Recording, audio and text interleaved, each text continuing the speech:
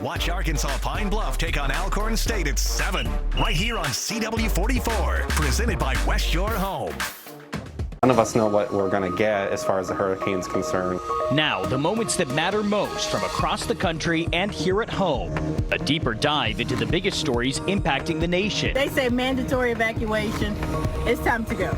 Your pocketbook and your money. Recession risks are high everywhere. In many parts of the world, a lot higher than they are here. Plus, the kind and the positive. People in books and in toys that reflect your own experience. I'm Tom Hanson. Your news starts now.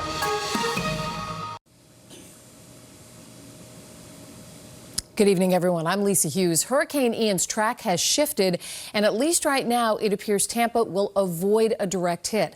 But the area is definitely going to see a heavy impact from the storm, and it's already caused problems as it's picked up strength. This is how it came ashore in Cuba earlier today, a Category 3 storm battering the island with powerful wind and rain. The evacuation orders are up in Hillsborough County, and people are getting out. It's a mandatory evacuation for zones A and B. Those are the colors red and orange on this map. In Pinellas County, evacuations are mandatory in zones A, B, and C. Those are the areas in red, orange, and yellow.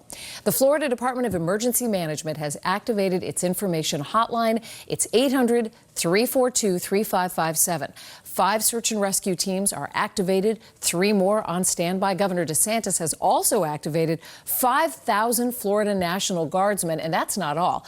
2,000 members of the National Guard from Tennessee, Georgia, North Carolina are all heading to Florida. There will be plenty of help for people who need it. Residents will likely lose electricity, though, for some time.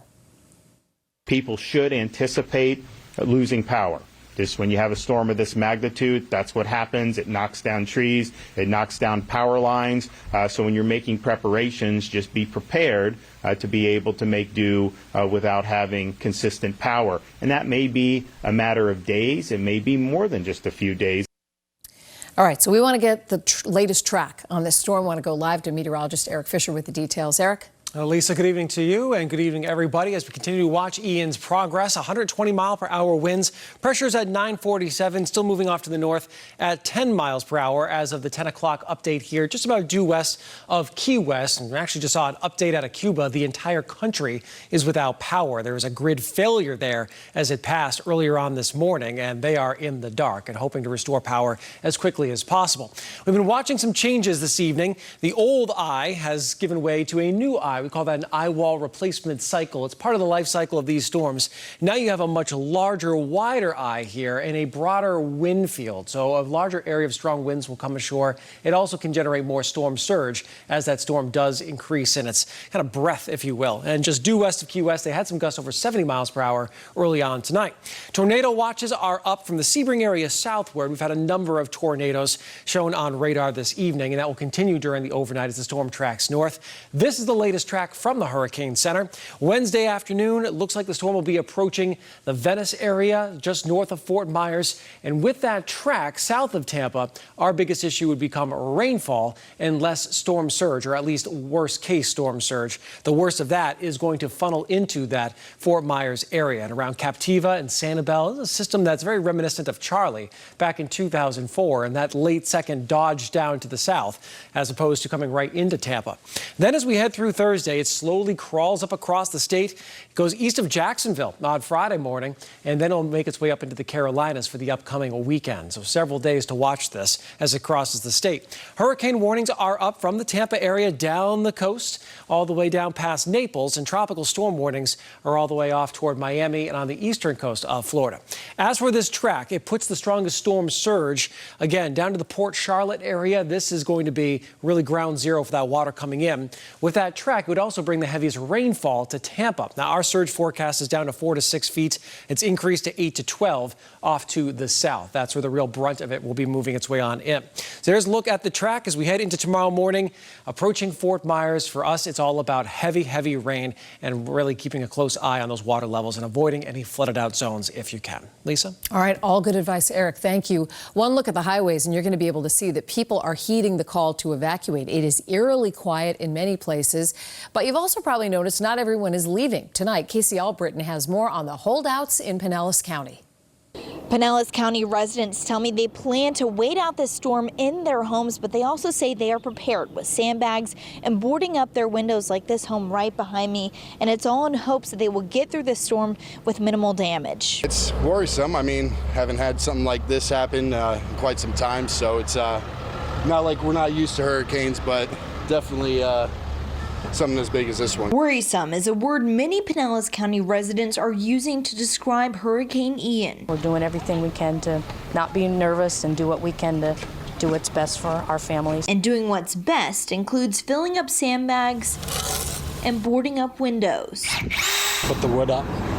I've got screws and anchors to screw it to the wall. I don't want to do that, but I'm going to have to. Hardware stores across the Pinellas County area were filled with people on Tuesday, rushing to get ready for the storm. We're putting shutters up as soon as we get back. That's not the only thing people prepared on Tuesday. So we went to the store, we got water, non-perishable food, plenty of dog food for our dog. We got some ice. We're trying to get all the flying debris out of the yard. But now, as Hurricane Ian makes its way closer to Florida, for many residents, all that's left to do is wait. Do your best to try to help out everyone. Other than that, stay inside, be safe, and wait till the storm rolls over. And Pinellas County crews are prepared to help anyone that they can in emergency situations. In Pinellas County, Casey Alberton, Tampa Bay Now News.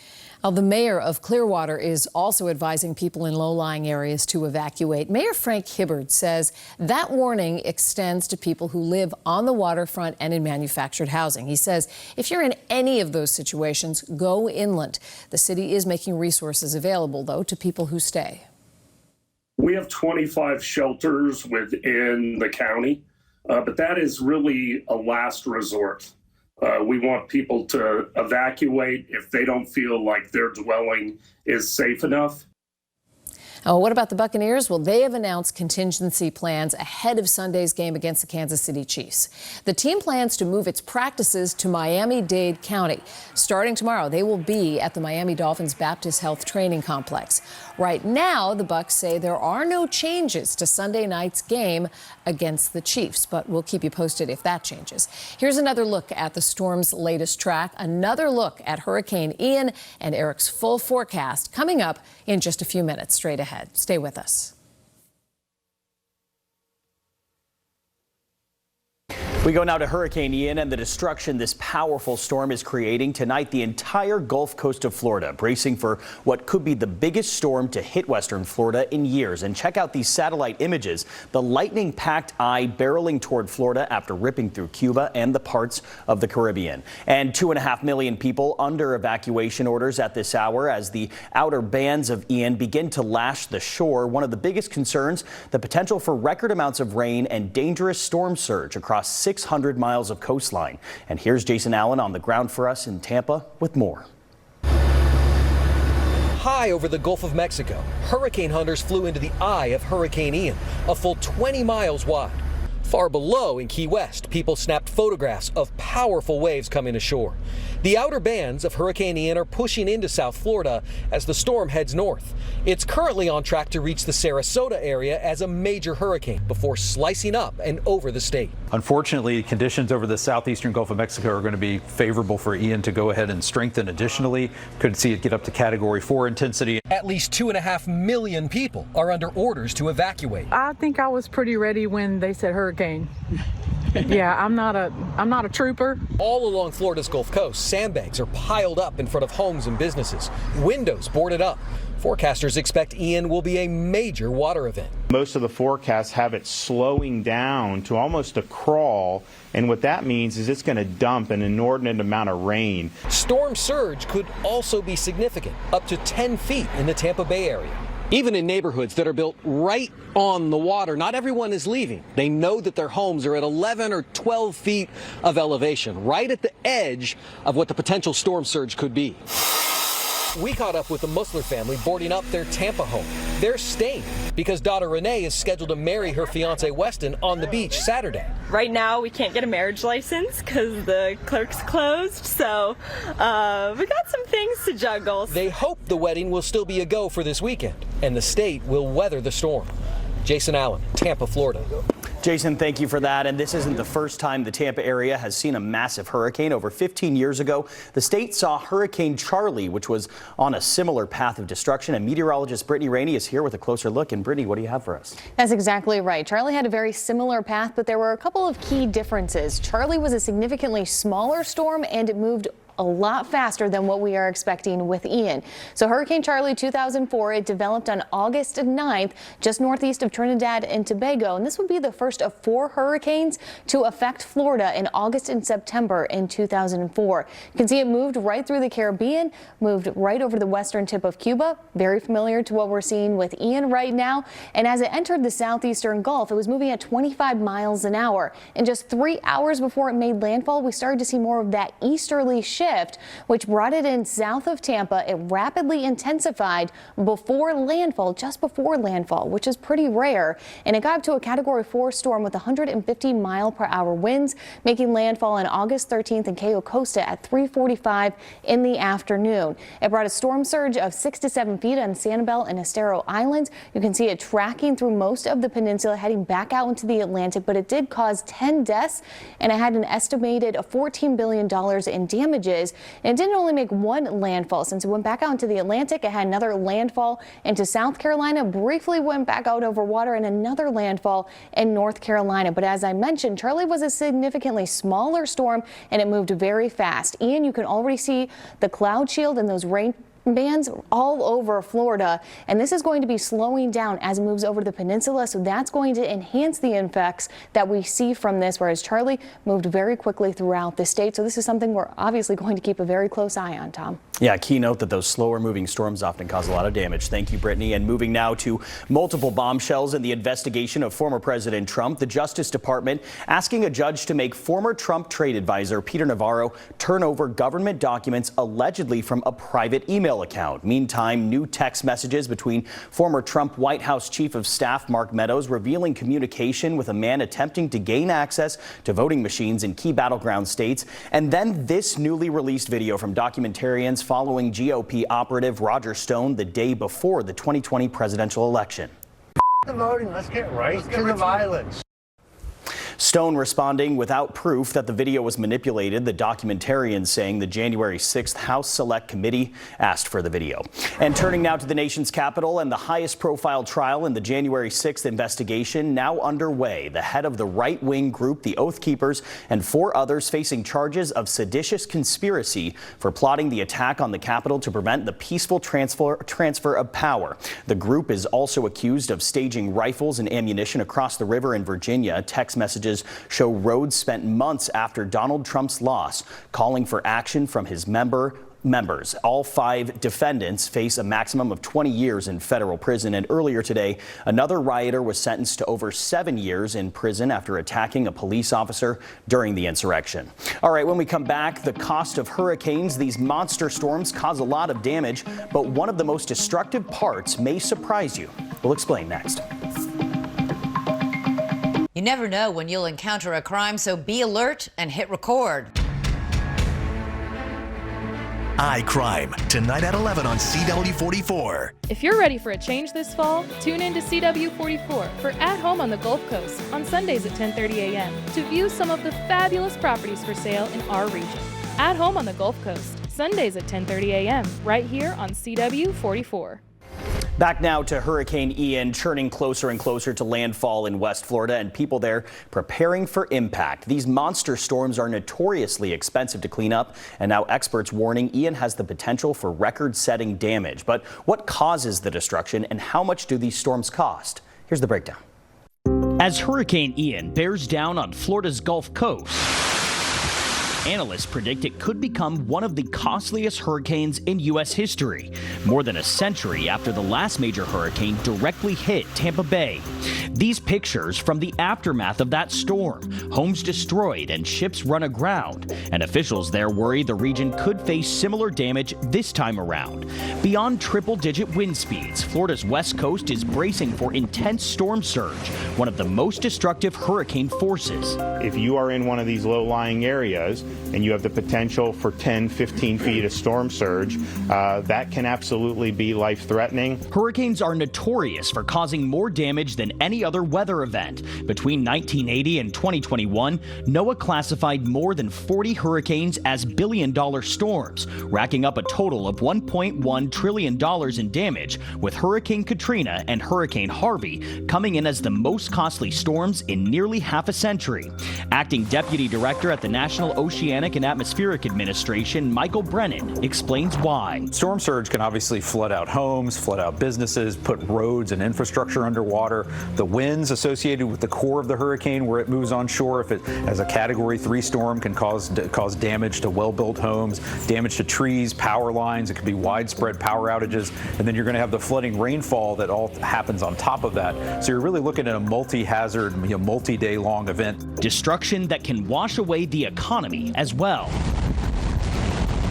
According to a study from Louisiana State University, Hurricane Katrina eliminated almost 100,000 jobs in Louisiana after wiping out offshore oil refineries. And Moody's Analytics estimates that Hurricane Harvey impacted 3% of the overall U.S. economy. Now, as Ian looms, many aren't taking chances. They say mandatory evacuation. It's time to go. And climate experts warn that with growing populations along the coast mixed with climate change creating stronger hurricanes, these storms will continue to get more expensive in the future. Okay, next on now, protests getting violent in Iran after a woman's alleged police custody death. The international response to the civil unrest. We'll show you next.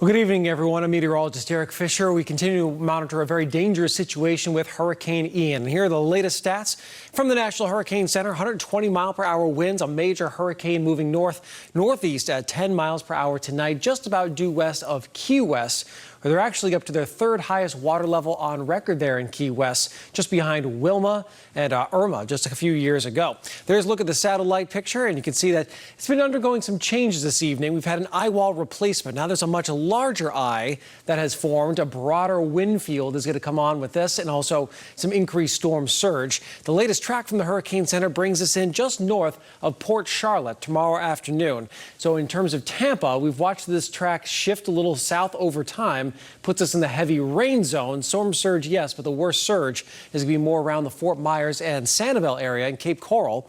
Meanwhile, it'll cross the whole state, and with that, many Floridians dealing with very heavy flooding rainfall, and eventually this peels away into the Carolinas this weekend. The storm surge forecast for Tampa going down 4 to 6 feet, still serious, but not the worst case scenario. The worst case scenario is setting up around Sanibel, Fort Myers, again, the Port Charlotte region. The biggest storm surge is on the south end of that track. The heavier rainfall is on the northwest side of the track. So here's a look at the hour by hour as that rain starts to approach and fill in right near Fort Myers tomorrow afternoon, and then dodging inland will be under very heavy rainfall. In fact, there should be about 1 to 2 feet of rain that comes down around the Tampa area and then right up through Orlando. So a lot of freshwater flooding is going to be a significant issue. So this track continues to be monitored. Make sure you're following any the updates from your local officials here and all the voluntary or involuntary evacuation orders. And a look at the next 7, it's all about Ian for the next couple of days, and then things start quieting down as we head into the weekend. Continue. Overseas now to Iran and the death toll from growing demonstrations there over the death of Mahsa Amini, the 22-year-old arrested for violating the country's strict dress code for women. She later died in police custody, but the country is cracking down on protesters calling for freedom and a regime change. More than 1,200 protesters have been arrested, dozens killed in clashes with police. In solidarity, the U.S. now imposing sanctions on Iran's so-called morality police and is taking steps to support internet freedoms as the Iranian government imposes blackouts in the country. Iran must end its use of violence against women for exercising their fundamental freedoms. There must be accountability for Mahsa's death. Meanwhile, Canada also announcing new sanctions against Iran over the handling of protests in the country. Tehran says the United States is using unrest to destabilize the country.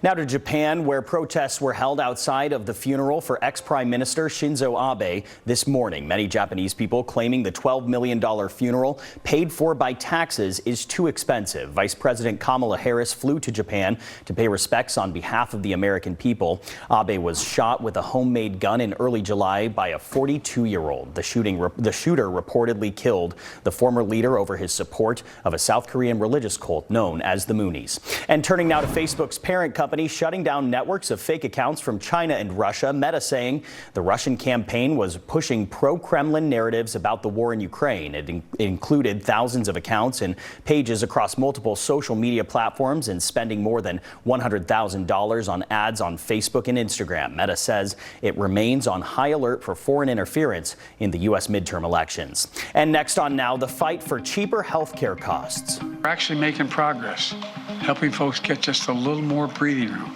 The president's plan to help bring down the price. That's next. Tampa Bay Now News at 10 is brought to you by the law offices of Catania and Catania.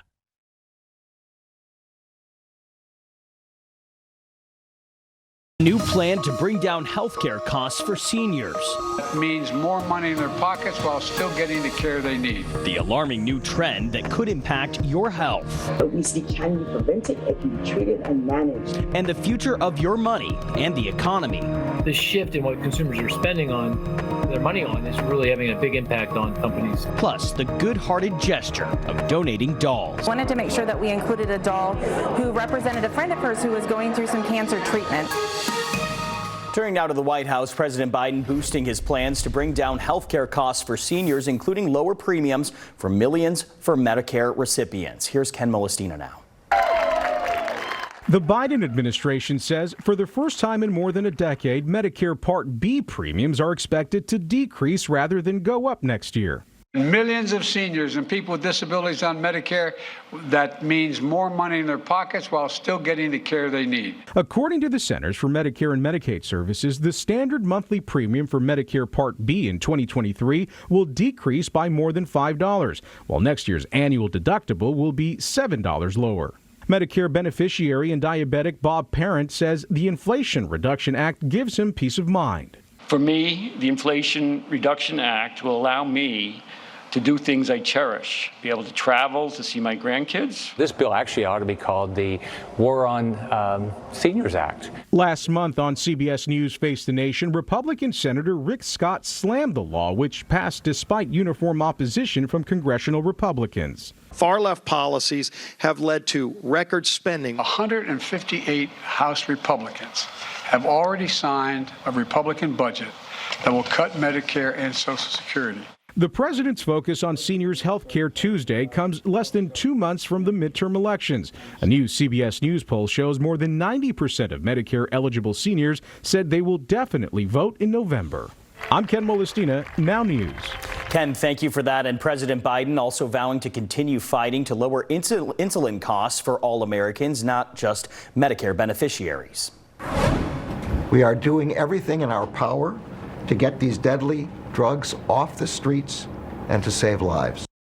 The DEA announcing today they seized more than 10 million fentanyl pills between late May and early September. It's part of their One Pill Can Kill initiative to reduce the fentanyl supply across the U.S. 982 pounds of fentanyl powder was taken off the streets. That's enough to kill 36 million Americans.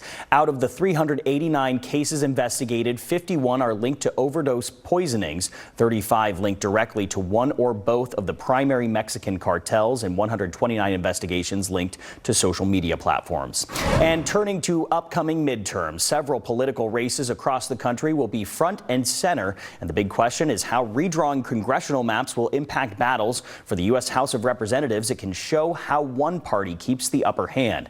GOP and Democrat legislatures have redrawn their congressional maps in Florida, Illinois, and New York. It's something that I think has become more prevalent recently as the tools and the data and the technology for gerrymandering districts has become more sophisticated. And some voters are concerned, saying it is suppressing votes, leaving them to question and challenge their new districts in court. And over to new information now. In the largest public fraud case in Mississippi history, according to new court filings, NFL quarterback Brett Favre repeatedly pressing the then Mississippi governor Phil Bryant for money to build a volleyball facility at the University of Southern Mississippi. New texts between Favre pressuring the governor, even after being warned it was potentially illegal. The funding request was back in 2019 while his daughter was playing for the school. Now an investigation is looking into improperly spent public welfare funds within the state. Just this general idea that this money was supposed to go to the poorest people in the state. It has eroded people's faith in government. It's eroded people's faith in the idea that these programs can work, and it has wasted taxpayer dollars. Favre denies knowing where the funding came from and has not been charged. And those are some of the top stories from around the country tonight. Now, some of the moments that matter most in your community and your neighborhood. Good evening again, everyone. I'm Lisa Hughes. Hurricane Ian is barreling toward Florida. While it seems Tampa will avoid a direct hit, this is still a very powerful storm. Ian came ashore as a Category 3 storm in Cuba earlier today. Strong winds and rain hit the island, knocking out the power grid. 11 million residents in Cuba now in the dark. Governor Ron DeSantis says Florida is preparing for the worst. More than 27,000 line crews are staged across the state to help restore power after the storm moves out. The Florida Division of Emergency Management deployed 160 truckloads of supplies, including 85 loads of water and 75 loads of meals ready to eat.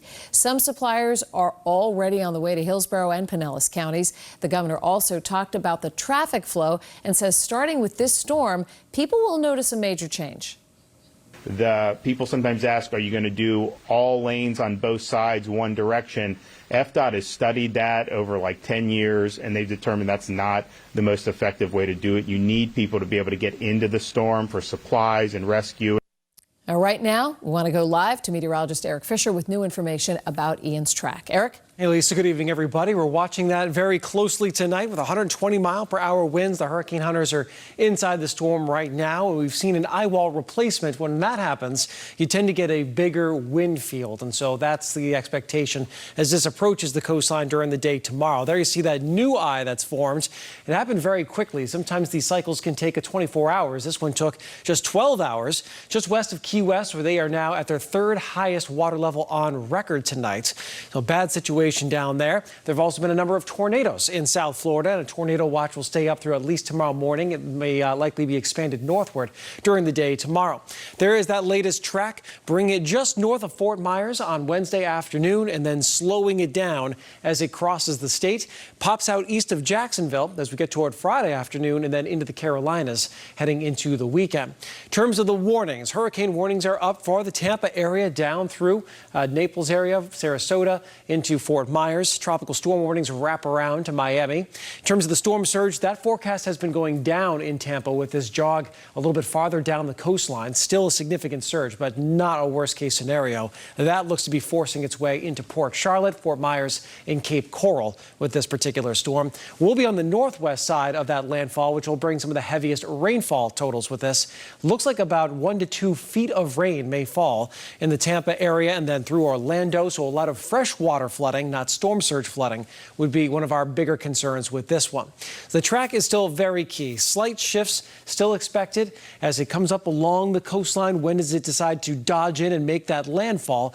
That will really determine where the point of worst surge and wind is, usually on that southeast side. The greatest impacts here are significant storm surge and especially for Tampa, inland flooding with that heavy rain. And there aren't a lot of places to kind of escape the impacts in Florida. So this will be impacting a lot of communities at once, with a lot of places seeing that heavy rain, slowing travel. People have been evacuating, so it's going to be a tumultuous time and a lot of power outages, of course. So we'll be dealing with that. Complete storm preps right now and follow local officials as they are issuing all the guidance for all of us here as we try to manage the storm and hopefully be able to bounce back quickly when it's all over. But the next couple of days, we are under the gun. Lisa? All right, Eric, thank you. Most Florida residents in the path of the storm are getting out before Hurricane Ian hits, but some are staying, including a University of Tampa student. As Courtney Cole shows us, he plans to stay in his dorm room. I've been furiously texting him and calling him. I got to call my mom. I think I had like 14 missed calls from her at like 3 a.m. I don't know what she's doing up at 3 a.m., but she was definitely worrying about me. Terrence Concannon told me his mom, Laura, has been doing everything she can to convince her son, her middle child, to leave Tampa ahead of Hurricane Ian. I probably woke up with 30 texts saying, please go somewhere, go to Miami, go to Arizona where my brother goes to school. She's like, please just go anywhere. He, however, is a little more calm about it all. I really think I'll be fine. I'm not too worried, but I'll definitely take precautions. And preparation. I got some water, some bagels, some bread. There was limited supplies. As the last one of his friends to remain. I know my roommate went to Tulane. A kid that I know from Quincy, Mass, he just left this morning. Concannon is a communications major at the University of Tampa. Unbelievably, my son transferred a little over a month ago to the Tampa area. He's been tweeting out videos of what he's been seeing. Right now, it feels like the pandemic again. Like that's what I'm getting vibes from like the pandemic. Like there's no one on the roads. Like all the stores are boarded up. There's nothing going on. Like everyone's gone. So it's definitely a really eerie feeling to see. Even with being a little nervous about the storm, he optimistically assured me he does have emergency contact information if he needs it. Thankfully, my husband has a cousin in the Tampa area who's already texted me and said he can come stay here. He has our number. I'm praying for the best. I hope it's not too bad. I hope everyone stays safe. And the last flight from Tampa to Logan actually landed here a few hours ago. So now all Concannon's mother can do is wait and pray. Reporting from the Logan Airport in Boston, I'm Courtney Cole. Now, the mayor of Bradenton is warning residents who don't leave they may be risking their safety. Mayor Gene Brown says people may not be able to get help during the storm, and that's because once sustained winds top 35 miles an hour, police, firefighters, even EMTs won't be able to venture out. Late today, Mayor Brown made this plea. Our part is get out now. We have an opportunity still to get out. That's what we've got to do, and really get to the shelters at this point. NASA is also getting ready for the storm. I want to show you some time-lapse video of NASA's Space Launch System rocket and Orion spacecraft. After a 4-mile journey, NASA secured it around 9:15 this morning. Artemis is now inside the vehicle assembly building at Kennedy Space Center. And you may have wondered about the big football game this weekend. The Buccaneers announced contingency plans ahead of Sunday's game against the Kansas City Chiefs. Starting tomorrow, the Bucs will be at the Miami Dolphins Baptist Health Training Complex.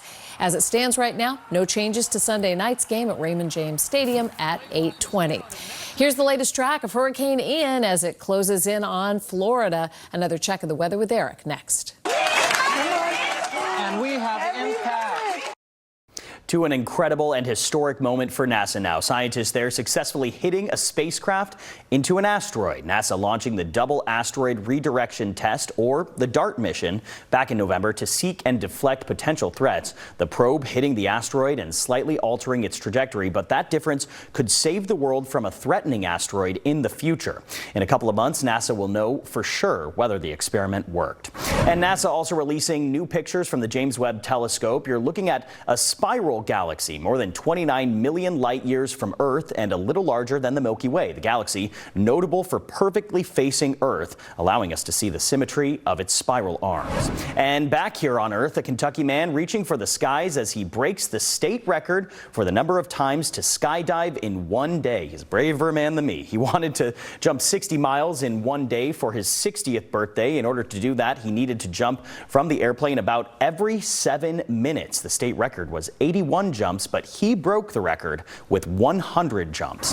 And a 3-day auction of late actress Betty White's personal belongings, raising $4 million. 1,600 pieces were up for auction. The top item was White's director's chair from the Golden Girls set. It sold for nearly $77,000. Other items included some of her art, awards, clothes, and props from the Golden Girls set. And James Bond's famous Aston Martin and hidden guns also up for auction in London. This one, featured in the last film No Time to Die, is expected to go for as much as $2 million.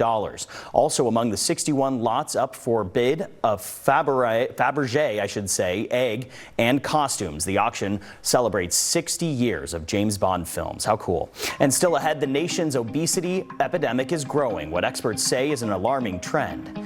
Plus, what corporate America can tell us about the health of the U.S. economy going forward. That's after the break.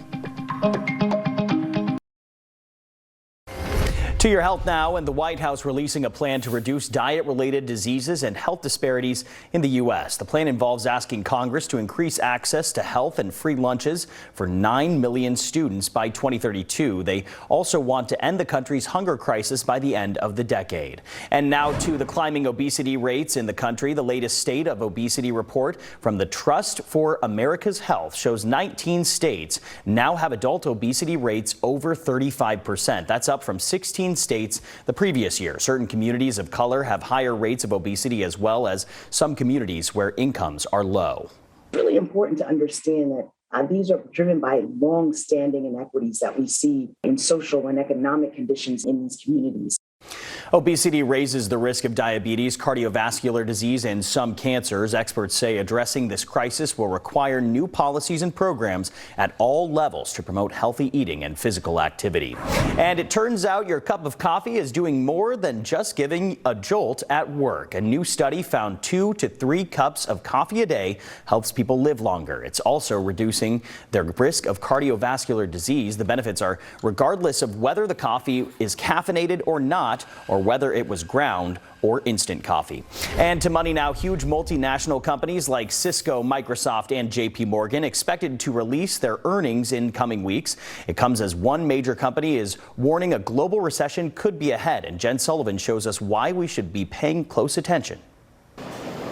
Soaring inflation and interest rates in the U.S. and a war and energy crisis overseas. And now, at least one major multinational corporation is sounding the alarm, warning that a global recession could be ahead. The recession risks are high everywhere, and in many parts of the world, a lot higher than they are here. FedEx says the weakening economy could cause it to fall $500 million short of its revenue target. The shipping giant says it's temporarily parking some cargo planes and closing offices after demand for packages crumbled. Earlier this month, FedEx CEO was asked if he thinks we're headed for a global recession. Well, I'm not an economist, but you know, you know more than economists. Come on, they don't. They just push papers. You actually look at papers. Well, I think so. Meanwhile, many independent contractors who make deliveries for the company are raising concerns, saying rising costs for fuel, labor, and new vehicles have made their businesses unprofitable, with some threatening to halt operations on Black Friday. Experts say because FedEx ships a huge variety of goods across the world, it's a good measure of how the global economy is doing. Economists say FedEx is also struggling with a big shift in consumer preferences as the economy opens up and we're not buying as many online goods compared to earlier in the pandemic. The shift in what consumers are spending on their money on is really having a big impact on companies like FedEx. But is the slowdown at FedEx isolated? Experts say we'll find out soon as earnings reports from retailers and manufacturers are released in the coming weeks. That data could give investors a better idea of how the economy is doing amid growing recession fears. That was Jen Sullivan reporting. Jen, thank you for that. And meanwhile, a recent Business Roundtable survey of CEOs showing increasing concerns, with business leaders saying they are scaling back hiring plans and capital investment due to high inflation and soaring interest rates. And home sales bounced back last month despite high prices and rising mortgage rates. The federal government reports 685,000 new homes were sold last month. That's up from 532,000 in July. Trends have been lower due to prospective buyers seeing their budgets stretched thin by construction times and mounting costs. Meanwhile, the median price for a new home fell slightly to $436,800. For many Americans, the cost of home heating will become unaffordable this winter. And a new report now out tonight showing the cost of heating your home is on the rise this winter. Those buying propane will pay 58% more than 2 years ago. Natural gas up 66%. Utility companies say the fuel costs rising. It's forced to charge customers more. Experts worry those prices can also go higher if it's colder than expected. And next on Now, a Heart of Gold, how one Girl Scout, is taking matters into her own hands to make sure everyone feels represented.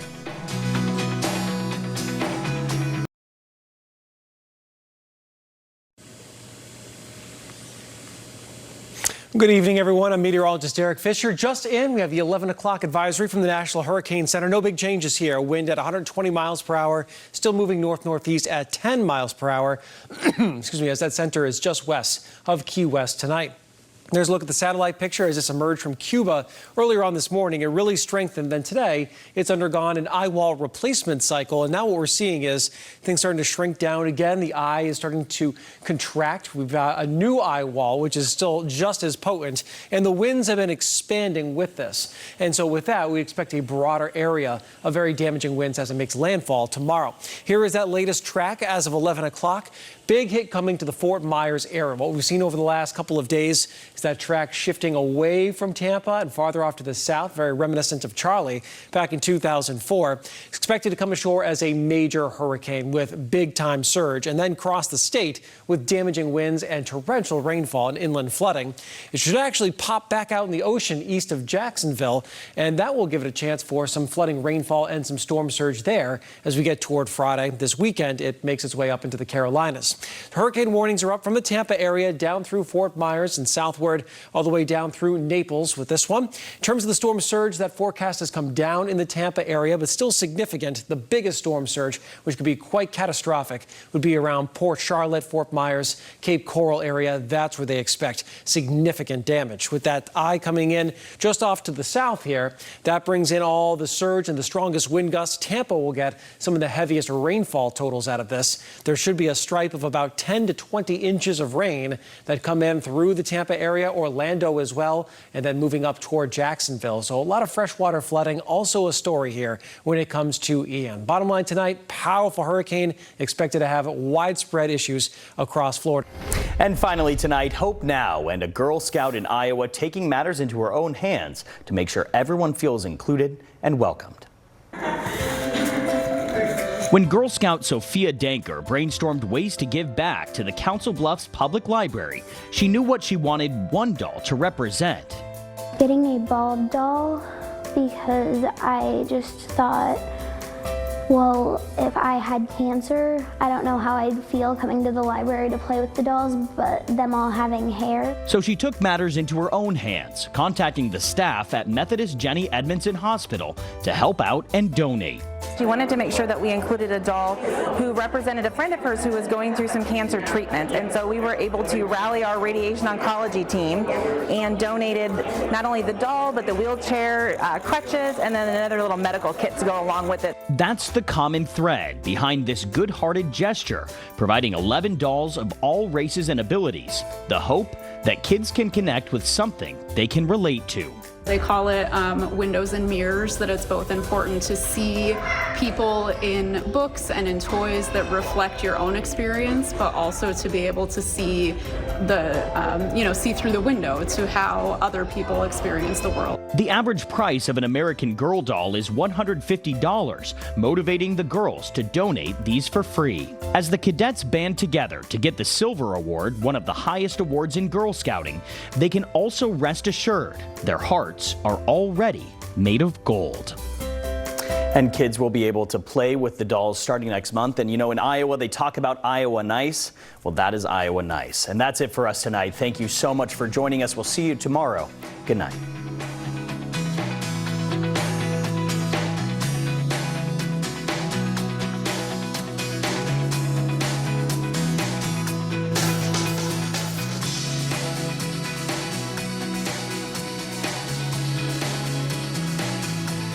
Hope Now is presented locally in part by Grow Financial. We serve people, not profit.